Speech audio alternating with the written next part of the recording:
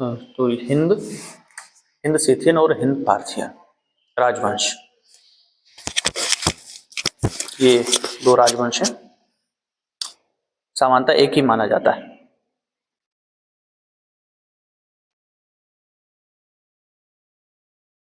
इसमें जो पॉइंट है परीक्षा के दृष्टिकोण से वो हम नोट करेंगे, और क्वेश्चन यहां से भी आते हैं।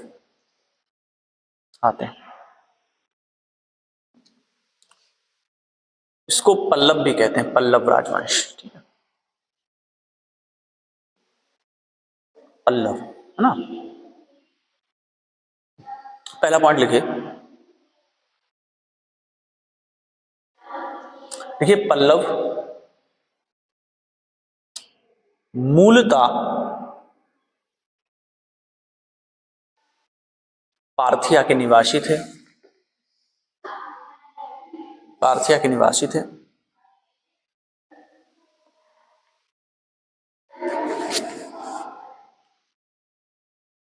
तृतीय शताब्दी ईसा पूर्व के मध्य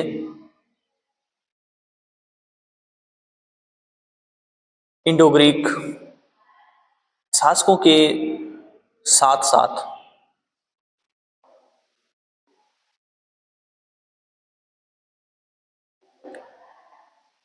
पल्लवों ने भी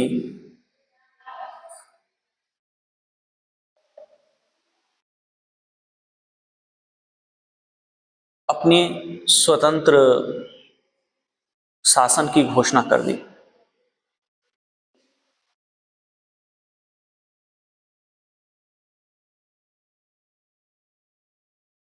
भारतीय इतिहास में इन्हें शकों के साथ उल्लिखित किया जाता है। इन्हें शकों के साथ उल्लिखित किया जाता है तथा दोनों राजवंशों को शक पल्लव राजवंश कहा जाता है। दोनों राजवंशों को शक पल्लव राजवंश कहा जाता है।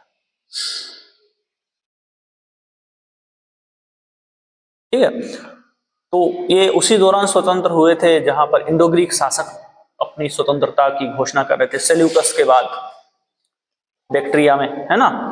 तो उसी दौरान इन्होंने भी अपनी स्वतंत्रता की घोषणा कर दी और ये स्वतंत्र सत्ता स्थापित इन्होंने अपनी कर ली। नया पॉइंट है, नई लाइन से लिखिए। देखिए पार्थियन साम्राज्य का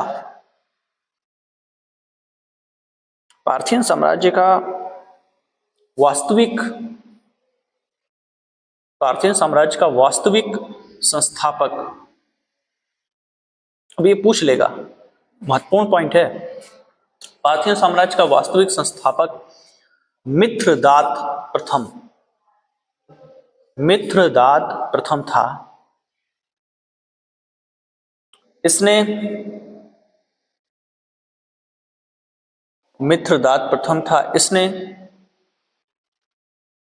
171 से 130 ईसा पूर्व तक शासन किया।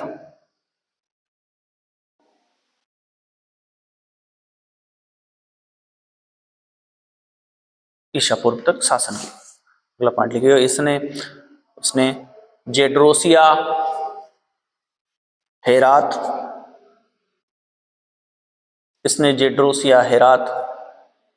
तथा सीस्तान की विजय की।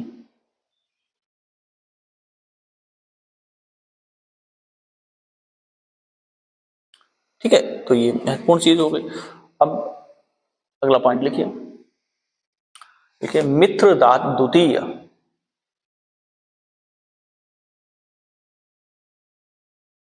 द्वितीय इस वंश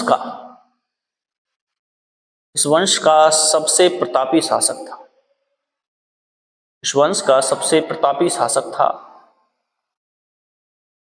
इसने शकों को परास्त किया। सबसे प्रतापी शासक था, इसने शकों को परास्त किया। सबसे प्रतापी शासक था, इसने शकों को परास्त किया। ठीक है, बहुत महत्वपूर्ण था। मित्रदात द्वितीय ने 123 से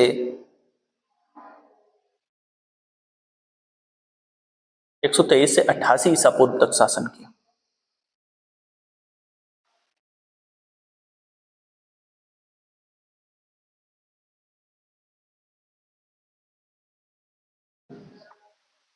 ठीक है, अगला पॉइंट लिखिएगा।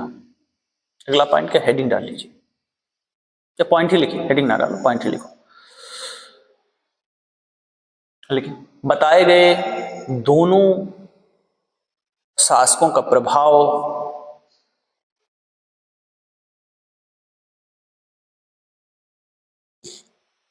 भारतीय उपमहाद्वीप भारतीय उपमहाद्वीप की सीमा से बाहर ही रहा। भारतीय उपमहाद्वीप की सीमा से बाहर ही रहा। कभी ये भारतीय उपमहाद्वीप की सीमा पे प्रवेश नहीं कर पाए। ठीक है, बाहर ही अपना शासन करते रहे। अगला पॉइंट है, भारत पर आक्रमण करने वाले पार्थियन सरदार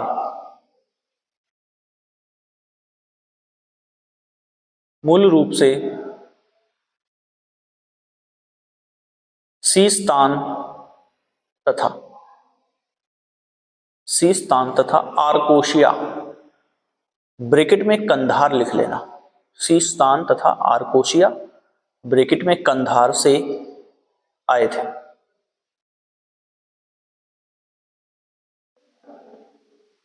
उन्हीं को पल्लव कहा जाता है। उन्हीं को पल्लव कहा जाता है। अब एक हेडिंग डालिएगा, बोनोनीज। बोनोनीज, बोनोनीज, इसके बारे में 2 पॉइंट लिखिए। ठीक है, लिखिए, यह सीस्तान तथा भारत का प्रथम पल्लव शासक था। सीस्तान तथा भारत का प्रथम पल्लव शासक था। उसी पॉइंट में लिखिएगा, इसने महाराजाधिराज की उपाधि धारण की। महाराजाधिराज की उपाधि धारण की। यह प्रथम भारतीय शक शासक मेउस का समकालीन था। मेउस का समकालीन था। अब नई लाइन से लिखिए, नया पॉइंट है, लिखिए, बोनोनीज की रजत तथा कांस्य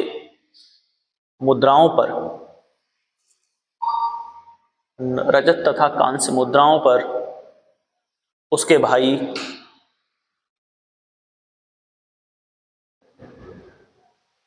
तथा भतीजे के नाम भी मिलते हैं।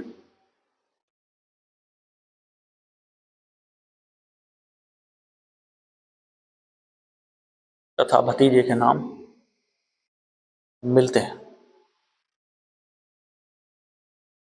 देखिए, बोनोनीज के बाद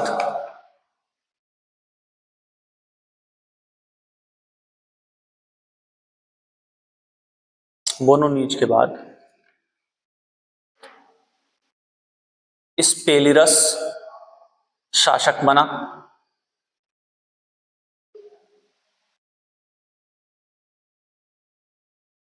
ठीक है, स्पेलिरस शासक बना। इसके कुछ सिक्के प्राप्त हुए हैं जो खरोष्ठी लिपि में अंकित हैं। जो खरोष्ठी लिपि में अंकित है।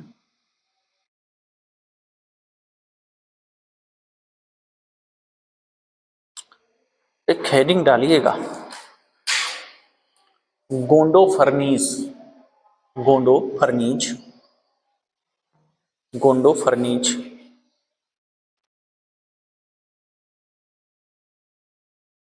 ठीक है, अब इसमें लिखिए, गोंडो फर्नीज ने 20 ईस्वी से 46 ईस्वी तक शासन किया, 46 ईस्वी तक शासन किया।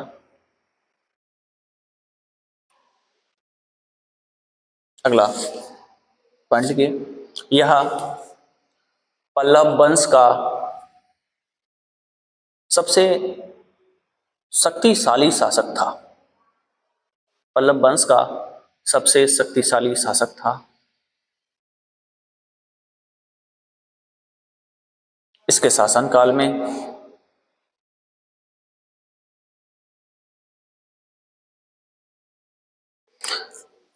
एक अभिलेख प्राप्त होता है, एक अभिलेख प्राप्त होता है जिसे जिसे तख्तवाही अभिलेख कहा जाता है, जिसे तख्तवाही अभिलेख कहा जाता है, जिसे तख्तवाही अभिलेख कहा जाता है। यह अभिलेख पेशावर से प्राप्त हुआ है। पेशावर कहाँ है? पाकिस्तान में। ठीक है, पाकिस्तान के पेशावर से प्राप्त हुआ है।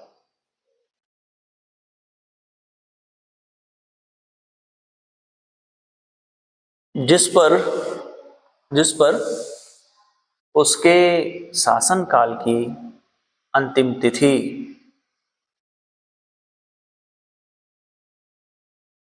46 ईस्वी उत्कीर्ण है। ठीक है, और एक महत्वपूर्ण पॉइंट है, पूछा जाए परीक्षा में, अक्सर पूछा जाता है, लिखिए उसको। ठीक है, इसी अभिलेख पर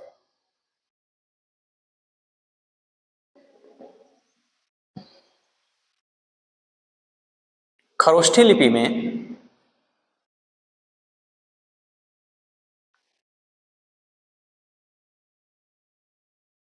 गुदब्बर गा में छोटा ऊ की पाई, द आधा बा और हा और रा, गुदब्बर नामक लेख लिखा गया है।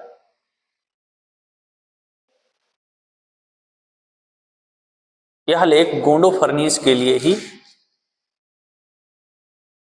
लिखा गया है।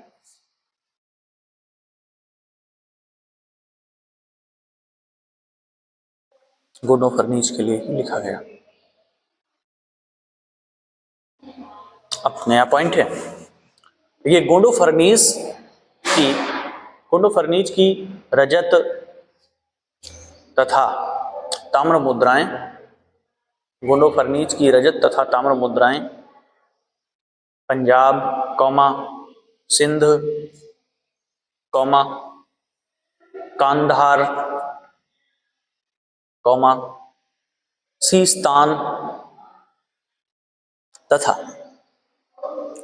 काबुल घाटी आदि से प्राप्त हुई हैं, तथा काबुल घाटी आदि से प्राप्त हुई हैं।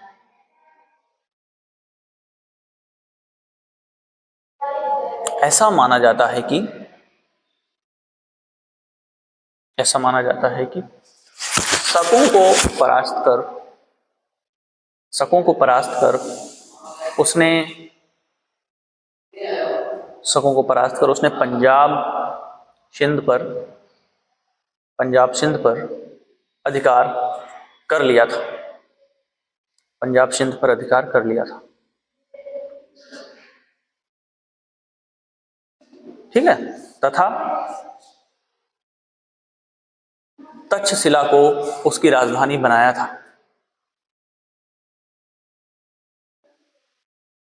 तक्षशिला को उसकी राजधानी बनाया। नई लाइन से लिखिए, नई लाइन से लिखो, गोंडो फर्नीस ने महाराजाधिराज कौमा महाराज, महाराजाधिराज कौमा महाराज, फिर कौमा लगाइए धर्मिकश, कौमा अप्रतिहत देवव्रत, अप्रतिहत देवव्रत, कौमा त्राता, कौमा त्राता जैसी बड़ी बड़ी उपाधियां धारण की, त्राता जैसी बड़ी बड़ी उपाधियां धारण की। तो ये बड़ी बड़ी उपाधियां रही हैं उसकी, बड़ी बड़ी उपाधियां धारण की, ठीक है। तो ये आगे लिखिएगा नई लाइन से। इसके शासनकाल की एक महत्वपूर्ण घटना, देखो ये महत्वपूर्ण है, परीक्षा में पूछा भी है। इसके शासनकाल की एक महत्वपूर्ण घटना, ईसाई धर्म प्रचारक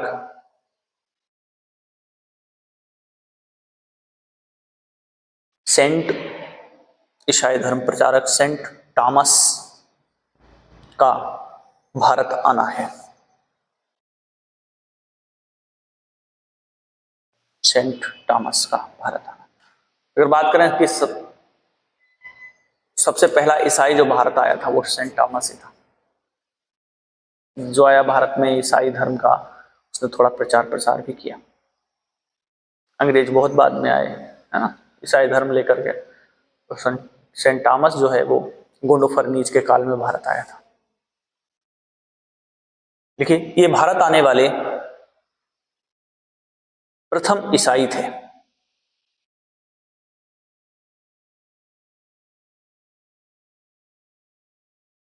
और इसकी मृत्यु, प्रथम ईसाई थे और इसकी मृत्यु भी भारत के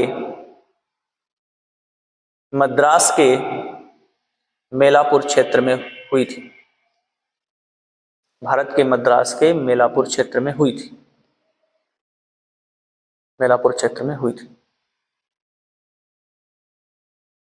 नई लाइन से देखिए, ईसाई अनुश्रुतियों में, ईसाई अनुश्रुतियों में गोंडोफर्नीज को संपूर्ण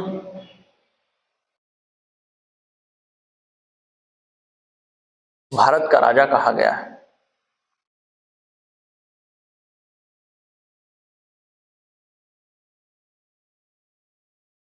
गोंडोफर्नीज की मृत्यु के बाद, नई लाइन से लिख लेना, गोंडोफर्नीज की मृत्यु के बाद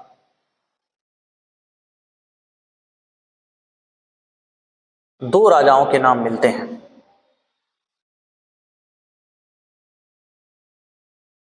दो राजाओं के नाम मिलते हैं।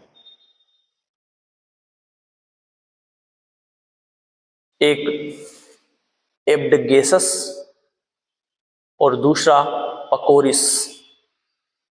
एब्डगेसस और दूसरा पकोरिस, ये दोनों निर्बल शासक थे।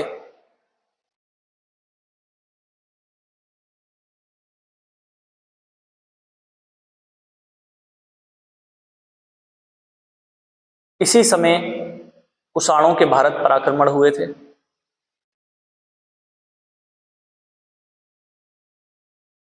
और कुषाणों ने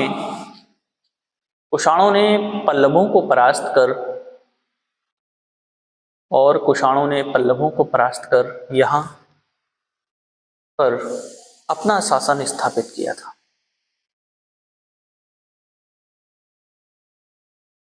यहां पर अपना शासन स्थापित किया था।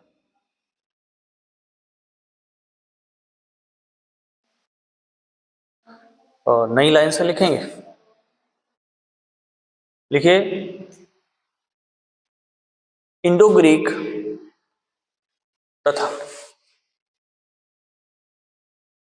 तथा शक शासकों के ही समान, इंडो ग्रीक तथा शक शासकों के समान पल्लव शासकों के सिक्कों पर भी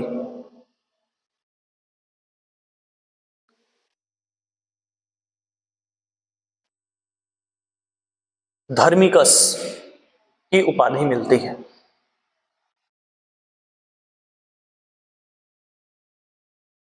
जिससे धर्मिकस की उपाधि मिलती है, जिससे यह स्पष्ट होता है कि वह भारतीय समाज में घुल मिल गए थे। वे भारतीय समाज में घुल मिल गए थे तथा उन्होंने बौद्ध धर्म ग्रहण कर लिया था। उन्होंने बौद्ध धर्म ग्रहण कर लिया था। तो ये था पूरा पल्लव या पार्थियन या शीर्थियन भी बोल सकते हैं। थोड़ा शासनकाल इनका रहा और उसके बाद ये सत्ता से विलुप्त हो गए, और इनको सत्ता से हटाने का काम वही कुषाणों ने किया। कुषाण आए और उन्होंने इस क्षेत्र पर अपना अधिकार स्थापित किया। तो एक कम समय के लिए सत्ता में आए और सत्ता से गए। सबसे महत्वपूर्ण शासक इसका गोंडोफर्नीस था, और जिसके काल की जो सबसे महत्वपूर्ण घटना वही सेंट थॉमस का भारत में आना और ईसाई धर्म प्रचारक के रूप में आना वो।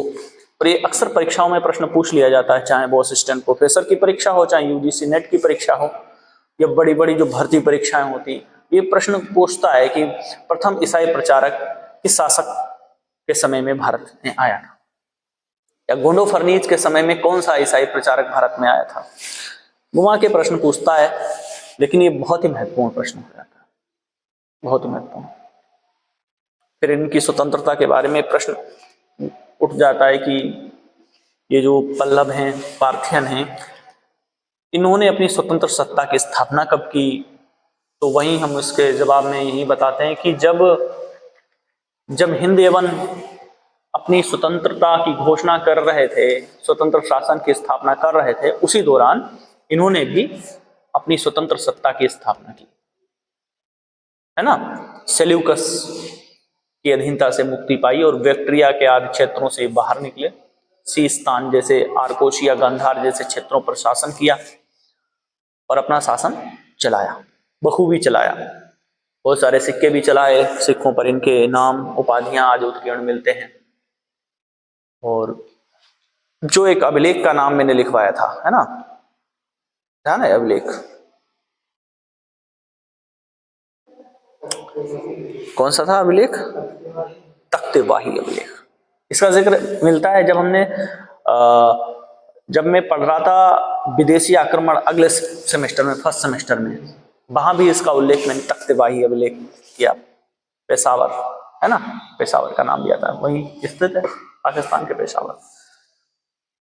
तो ये सारी चीजें देखने को आती इस राजवंश से संबंधित। सिलेबस के अकॉर्डिंग अगला राजवंश है कुषाण। शक हम लोगों ने पढ़ा है, नहीं पढ़ा अभी? शक शासक,